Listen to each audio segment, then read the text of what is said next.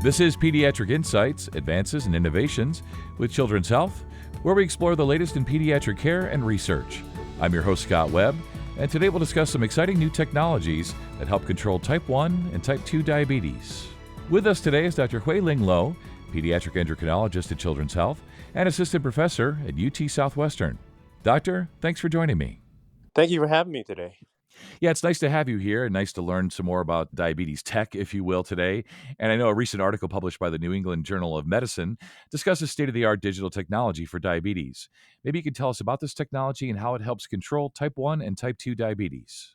Starting with the basics of managing diabetes, obviously there's a need to monitor blood glucose levels, as well as for all type 1 diabetes patients and many type 2 diabetes patients, a need to regulate and control how much insulin is administered. Sure. And there's been lots of progress both in our ability to gather blood glucose data as well as our ability to give insulin through devices, as well as in recent years, the ability to automatically make adjustments in how much insulin is being administered. Yeah. So in the old days, actually, in the really old days, we didn't even have any blood tests. It was just testing sugar levels in the urine, which is Right. obviously, grossly inaccurate and not ideal. Eventually, blood glucometers were developed, which involved using a small needle to poke your finger to get a drop of blood, and then you hold the blood against a test strip, which goes into the blood glucose meter and then gives you a blood glucose value. The more advanced, more recent developments are what we call continuous glucose monitors. These devices are actually worn continuously, hence the word continuous in the Yeah. name, on the body. And the device doesn't exactly measure the blood glucose, it's actually measuring the glucose value in the interstitial fluid, which you can think of as just the kind of the fluid that's around your cells. So it's not exactly the same as the blood glucose, but in most situations is pretty close. There Okay. can be some variability, particularly in times if your blood glucose level is changing rapidly, like if you just ate a big meal, or if there was any sort of cause for a rapid change. But in general, the CGM devices give you much, much more information than just a single blood glucose value. Because if you imagine, on average, or I would say at a minimum, we hope that our patients with type 1 diabetes are checking their blood glucose values at least 4 times a day. We start with every breakfast, lunch, dinner, and at bedtime. Sure. So that's 4 readings in a day, but you can think of it as, well, over a 24-hour period. That's actually not very much information. Again, it's only 4 snapshots at 4 specific times a day. Right. With the continuous glucose monitors, because they're worn continuously, it actually checks the glucose levels in the interstitial fluid every 5 minutes and provides you a continuous reading. So you can see not just where your sugar is at this specific point in time, but also what it's been doing over the past several hours, and can also provide a little bit of prediction for what direction the blood sugar is heading towards. Yeah. Meaning it can tell you, has it been fairly stable over the past 30 to 60 minutes? Is it dropping rapidly or is it increasing rapidly? I think the big benefit of that is it allows patients to oftentimes be a little bit more proactive with trying to manage their diabetes as opposed to reactive. Meaning, if you don't have a CGM, let's say you have a low blood sugar. There are some typical symptoms that develop with low blood sugars. People often become a little bit shaky, a little sweaty. You might feel a little kind of fuzzy and confused Hmm. because your brain's not getting enough glucose. Sure. And then they would go get their meter, they check, say, oh my gosh, my sugar's low, and then go, drink some juice or get some sugar into their bodies. Yeah. With the CGMs, because it's giving you continuous data, you can say, before my sugar gets to the point where I'm actually low enough to feel it, it can tell me, hey, while my sugar is still normal, but if I'm going down rapidly, I can proactively drink to get some carbs in my body before my sugar gets to the point where I feel the low. And same thing for the highs too. Before getting to the point where you feel like you're having a high blood sugar, if it tells you, hey, you're going up really quickly, maybe we can get some insulin in you before you get to the point where you don't feel well. So I Right. think that is definitely something that, even without the other devices, the CGMs just provide an enormous amount of additional blood glucose data, which also makes, as physicians, our ability to provide helpful advice and see the patterns of what their blood sugar levels are doing.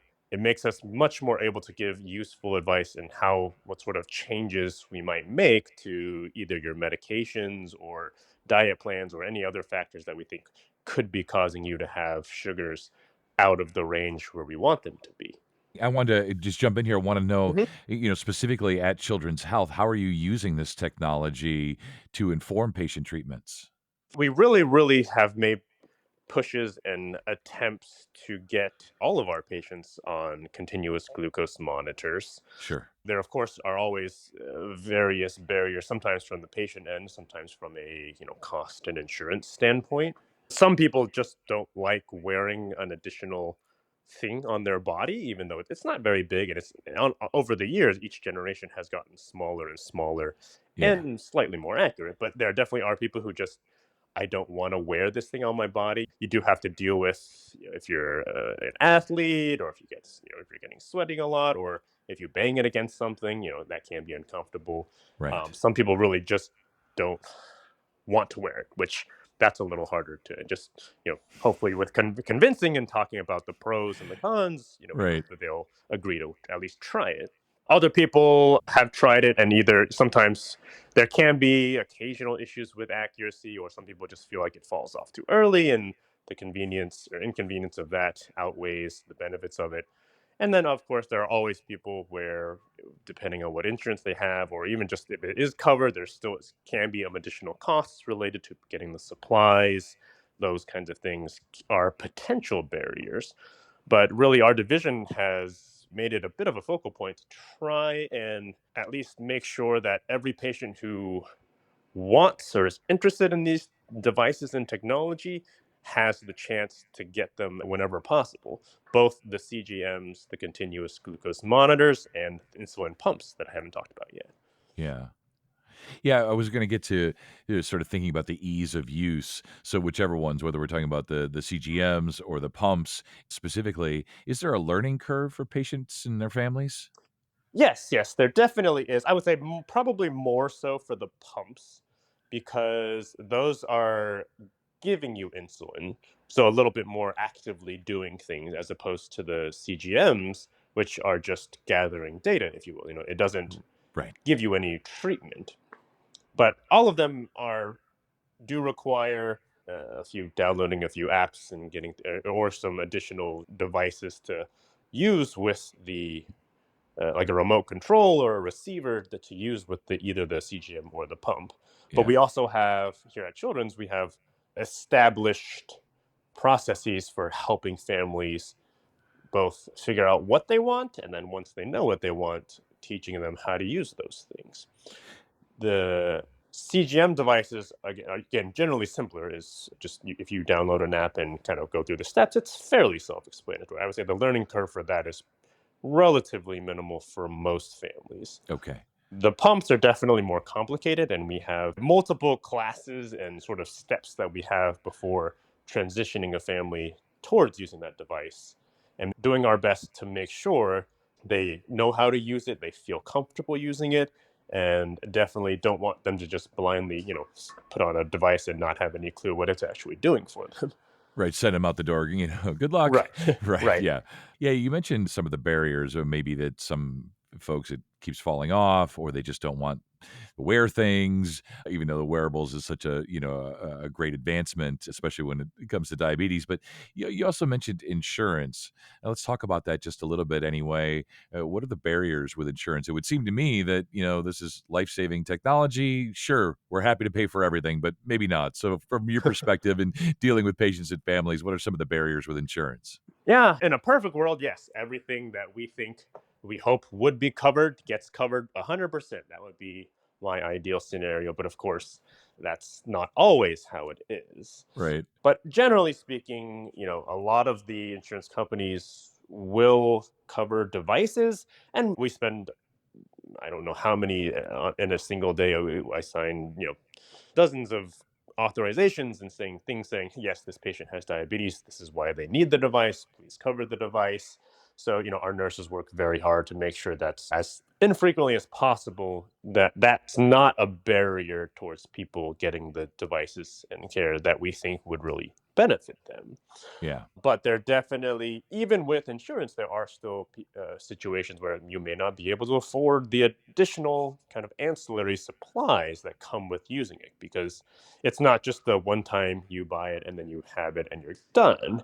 For Right. both the CGMs and both the pumps, you do have to change them every 2 to 3 days. You have to put a new pump site, not a brand new pump, but the place where it attaches to the body needs to be changed every 2 to 3 days. So you're having Yeah. to buy 15 roughly of those sites every month. If you're changing it every 2 to 3 days, the CGM has to be changed every 10 to 14 days, depending on which one you're using. So there's a couple, 2 to 3 of those a month that you'd have to buy.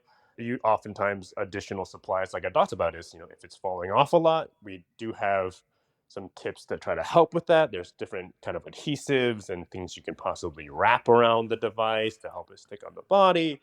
But Sure. again, all of these things can add up over time in terms of additional cost Right. and Yeah. additional barriers. So I think in general, we of course do our very best to make sure that anyone who wants it can be on it, but depending on other factors that are sometimes not in our control, Right. cost is definitely still a barrier, of course, to varying degrees for different people.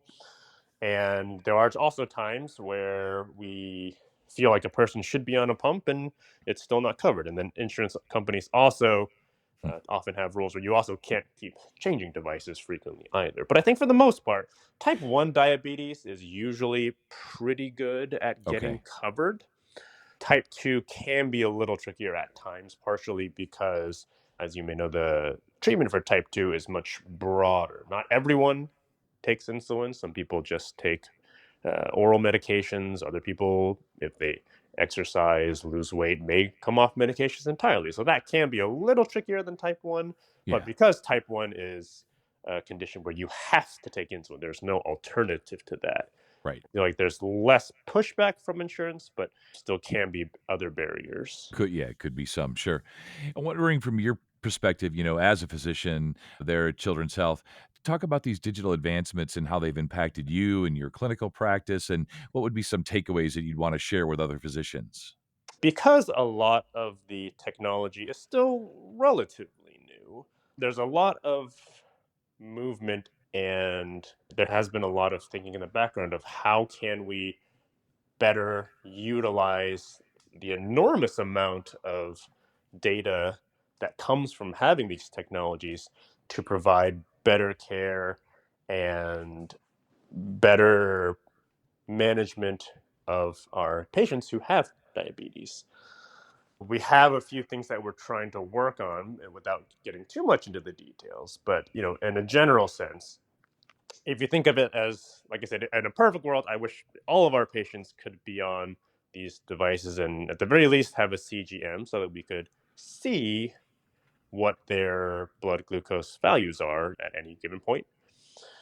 And they have ways of sharing that data with us through, various websites and apps related to the device itself. Sure. And I think in a ideal scenario is, again, we would have ways of trying to sift through that data in a reasonably time efficient and cost efficient manner to identify, especially I think most urgently, is the kids or patients who are struggling with their diabetes. Okay. If you look at all of our entire patient population, the kids who struggle the most oftentimes make up the highest percentage of patients who are admitted for their diabetes or get quite sick from it, and what we call diabetic ketoacidosis. We have, a lot of patients who never get admitted to the hospital again after their initial diagnosis. But then on the other end of the spectrum, we do have some kids who get admitted multiple times a year, maybe even every 1 to 2 months, because for various reasons, their blood sugars are much higher than we like them to be at home. Right. And obviously, we would want to focus more of our attention on the patients who are struggling as opposed to the patients who do a great job of managing their diabetes at home, which we have plenty of as well. Mm. But we are moving and looking into ways and have some kind of plans trying to get established about how could we, like I said, in a time efficient and cost efficient manner of really focusing on the patients who struggle, if we can get them to wear a CGM. We have lots of staff, our educators, our nurses. Could we try and reach out sooner? Could we have a little bit more contact with them or their families, whether it's through emails or phone calls or the MyChart system, messaging system, which I would hope would reduce the frequency that they get admitted for their diabetes, and even more so hope that it would also improve their glycemic control with their diabetes. Right. And I think the struggle is just that, like I said, if you imagine it's an enormous mountain of data. If you're saying, the thousands of patients we have with type 1, every Right. single one of them, if every single one had a CGM reading of looking at hundreds of glucose values throughout the day, it's impossible unless you have a team of, Right. thousands of people, each one looking at one kid, to track every single person. Yeah, it doesn't seem realistic. Right, Thousands of right. folks working there, scanning their screens, Exactly. looking for anomalies or whatever, right? Right, right. So, but like I said, in a perfect world, we could identify, and particularly again, focusing on the kids who are struggling the most to help with Right. their control and provide more support because they're the ones who need it more, as opposed to the ones who are already doing a great job taking care of their diabetes at home. Sure. Yeah, well, I was thinking back to that New England Journal of Medicine piece that I read and Mhm. just wondering, were there any other findings? We're talking about the pumps, we're talking about the CGMs and how far technology has come. Anything else in there that you want to share with folks? I think if you think about sort of the next possible step. Yeah, like what's on the horizon? Yeah, What's which, coming, right? I'm not gonna, don't quote me on any sort of actual timelines or Sure. timeframes, but one of the newest pumps that just came out is actually called the iLet, ILET, come from Beta Bionics. Without delving into the specifics, all the pumps do have slightly different details and how they work, and they have different algorithms, but it's another example of sort of the newest generation of pumps which have what we call a closed loop technology. This is probably just within the past not even 10 years, but the idea is if you have a pump that gives you insulin, you have the CGM that monitors your glucose. Well, it would be fantastic if they could communicate with each other, and then the pump could automatically make adjustments to how much insulin it's giving you, depending on what the CGM reading is predicting your sugar to be. So if it's saying you're going to go high, it can ramp up how much insulin it gives. If your sugar is dropping, it can go down on how much insulin it gives. That's a simplified version. And again, everything has specific details that are a little different, but that's the general principle. With the iLet, it actually was originally, I think, the long term plan is the hopes to have dual hormone therapy, meaning all the pumps have insulin right now. But as you know, insulin lowers your blood sugar. There are several hormones that help raise your blood sugar if your sugar gets too low, but sort of the one that's commonly thought of as the opposite of insulin, if you will, is glucagon. Its main job is to increase blood sugar, increase kind of secretion of glucose from the liver and sugar stores there. And to kind of steal a metaphor from Dr. Adhikari, he kind of equates it to as okay, if we have insulin, which lowers your blood sugar, but knowing that we don't want to give too much because low blood sugars can also cause problems. Like I was saying, is the shakiness and sweaty, and you're not getting enough sugar to your brain. In severe cases, can even cause seizures, possibly even death and coma, which obviously we try to avoid completely. Right. But it unfortunately does happen. And if you imagine insulin by itself are somewhat limited by how aggressive we can be with how much we give because we don't always have a way of, immediately fixing the low blood sugar. So we do give families kind of emergency glucagons, which used to primarily be available as a shot. Now there's actually a nasal spray, which is much more convenient. But Sure. if your child is having an emergent low blood sugar where they're unconscious, you can go ahead and give them that, which hopefully will bring their sugars back up. Right. But imagine if you had a pump that had both insulin and glucagon. Dr. Adhikari's metaphor was it's like having a car that only has a gas pedal. So you can go faster, but the only way to slow down is to release the gas pedal, but you still take some time to actually stop. Hmm. If you add the glucagon, it's like adding a brake where we could be more aggressive with the insulin because we have the capability of giving the glucagon in case we overshoot and now the sugar is going low. I think one of the hurdles that had to be overcome was finding a form of glucagon that could be kind of stable in a liquid form because you have to be able to keep it in the pump and so that it's ready to be given. Right. The old school glucagon shots that we had for patients was something where it was a kind of a medicine tablet and you had to mix it in with saline solution as soon as you're about to use it. It didn't sit there in a liquid form, Right. which I think recently they have developed some more kind of long-term stable liquid glucagons. And I believe that that was the sort of future vision for the islet is having both insulin and glucagon as a dual hormone therapy. Yeah. So I would say the closed loop pumps over the past decade was sort of the most recent kind of big step forward. And the glucagon could be the next kind of big step forward after that. Yeah, you see how in that analogy, even for lay people like me, well, you have a gas pedal and a brake pedal, right? And Right.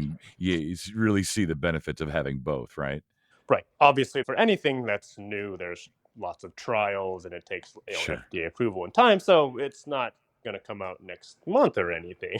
I would say probably maybe not even in the next 5 years, but it's Okay. something that I think is more realistic and is looming on the horizon more so than 5 or 10 years ago. Yeah, certainly very encouraging. And this has been really informational and educational today. Always great to learn more about new tech and what's on the horizon and, not holding you to any timeline, but just for folks that are being diagnosed now or been diagnosed recently, the thought of some of this technology coming through and coming to pass and you getting approval and all of that is certainly exciting. Just give you a chance here as we wrap up.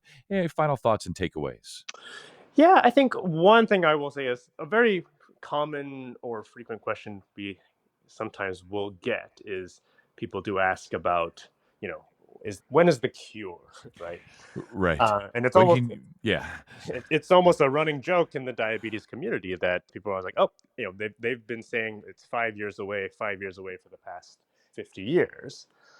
And when I get asked that, I often kind of counter with a question of, okay, well, what do you define as a quote unquote cure? If you're saying, you take a shot or one treatment and then the type 1 diabetes or type 2 diabetes is just completely gone, I'm skeptical to think that's ever going to be realistically on the horizon. I'm skeptical that's ever going to really happen that simply. Even 100 years ago, before the invention of insulin, there was no even treatment, and they probably thought of insulin as the quote unquote cure at the time. Right. And I try to reflect on, looking over the years, the medicines have gotten significantly better in terms of their profiles and ease of use. We have long acting insulins, we have ultra rapid short acting insulins. The medicines we have are better, the technology is better, and things are only continuing to improve, but it takes a lot of time. And I try to focus on what we can do now. The ultimate goal of all of these things is to make life easier and better for Yeah. our patients who do have diabetes. And some of the patients who have been doing their own research may also ask about, some higher level things like stem cell transplants and those kind of things, which I am by no means an expert and I really don't have time to delve into, but Right. they pose their own sorts of problems with immunoregulation and immune suppression and those kind of things. But there are lots of different avenues for research, and every once in a while an article will pop up of, oh, like this person was quote unquote cured of their diabetes. And Hmm. I do think taking those with a little bit of a grain of salt, but also recognizing that there are things being worked on and looked into Right. is hopeful and encouraging that at some point in the future there may be other options, but we're still slowly moving towards that. Yeah, I mean, it's one of those things, as you say, an actual cure for diabetes doesn't seem possible or realistic right now. But the way science and technology and medicine and all these brilliant minds and research and the way things are trending in so many areas of medicine, you never know, right? Right, right. I think it's good to remain optimistic and hopeful, but Yeah, also grounded in realism that, while we have made lots of advancements and strides, there's still a lot of work to be done. definitely. Well, I appreciate your time today. Anytime we're talking about tech, especially with diabetes, feels like we could probably have you back in 3 months or 6 months and talk about the latest advancements and things like that. And we'll probably do that. But for now, thanks so much. No, you're very welcome. Thank you again for having me. That's Dr. Huay-Lin Lo, pediatric endocrinologist at Children's Health and assistant professor at UT Southwestern. And to learn more, visit childrens.com/endocrinology. And if you found this podcast helpful, please rate, review, and share this episode. And please follow Children's Health on your social channels. I'm Scott Webb, and thanks for listening to this episode of Pediatric Insights, Advances, and Innovations with Children's Health, where we explore the latest in pediatric care and research.